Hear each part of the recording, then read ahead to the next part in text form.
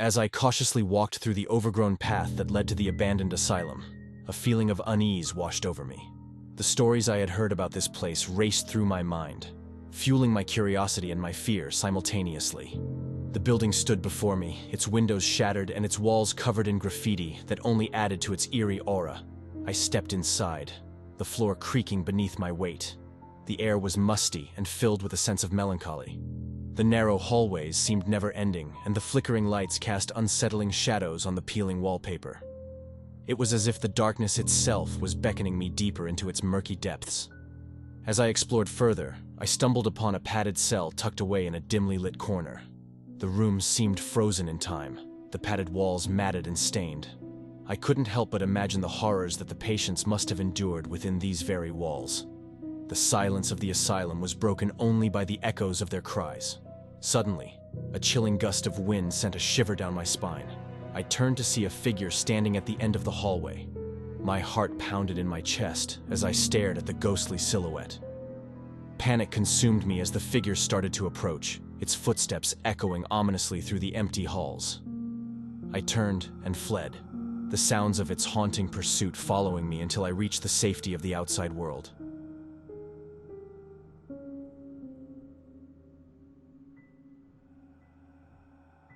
The abandoned asylum loomed before me, its imposing facade raising goosebumps on my skin. I had heard rumors about this place, about the experiments and treatments that had gone horribly wrong. But nothing could have prepared me for what I was about to encounter. As I stepped inside, the silence was deafening. The air was heavy with an indescribable energy, as if the very souls of the departed were clinging to their former home. Every step felt like a stride into the unknown, a journey into darkness. I ventured deeper into the asylum, guided only by the dim light filtering through broken windows. The hallways seemed to twist and turn in on themselves, disorienting me as I tried to navigate my way through the labyrinthine corridors. It was as if the building itself was playing tricks on me, trying to keep me trapped within its haunted embrace. In one of the patient rooms, I stumbled upon a journal. Its pages were filled with the ramblings of a tormented mind, the desperate pleas for release etched onto the paper. The chilling words ignited my senses, making me acutely aware of the spirits that lingered here. I could almost see the ghosts of the past, their haunting faces appearing in the cracked mirrors and peeling wallpaper. Suddenly, a shrill scream pierced the silence. I turned to find myself alone, surrounded only by the darkness that enveloped the asylum. The screams continued, growing louder and more desperate with each passing second. Fear consumed me, and I ran towards the exit, the echoes of the tortured screams still resonating in my ears.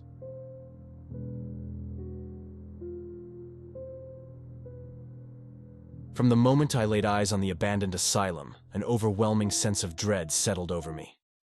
The broken windows taunted me, revealing glimpses of the decaying interior. It was a place where nightmares were born, and where the line between reality and fantasy blurred. As I stepped inside, the air grew heavy. The lingering scent of disinfectants mixed with a new putrid smell, a combination that made my stomach churn.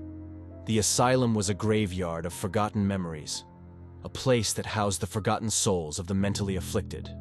The hallways were like a maze, filled with countless twists and turns that led to dead ends. The flickering lights cast eerie shadows, playing tricks on my mind. Whispers echoed through the empty halls, as if the spirits of the patients were desperately trying to communicate with the world they had left behind. In one of the common rooms, I found a stack of old photographs. They depicted the patients, their hollow eyes staring back at me. The photos were filled with a profound sadness, a reflection of the anguish and despair that had consumed their lives. I couldn't help but imagine the horrors they had endured within these walls, victims of both their own minds and the cruel practices of the past. As I explored deeper into the asylum, a cold breeze brushed against my face. I turned, only to see a shadowy figure disappearing around a corner. The hairs on the back of my neck stood on end as I hurriedly followed, only to find an empty corridor. The asylum was alive with the presence of something otherworldly, something that lurked within the shadows and refused to show itself. The sounds of tortured laughter echoed through the asylum, growing louder and more maniacal with each passing moment. Panic gripped my heart, and I ran towards the exit, desperate to leave the asylum and its tormented spirits behind me. But as I crossed the threshold, I couldn't help but feel the lingering presence of the asylum's ghosts, their haunting whispers echoing in my mind long after I had escaped.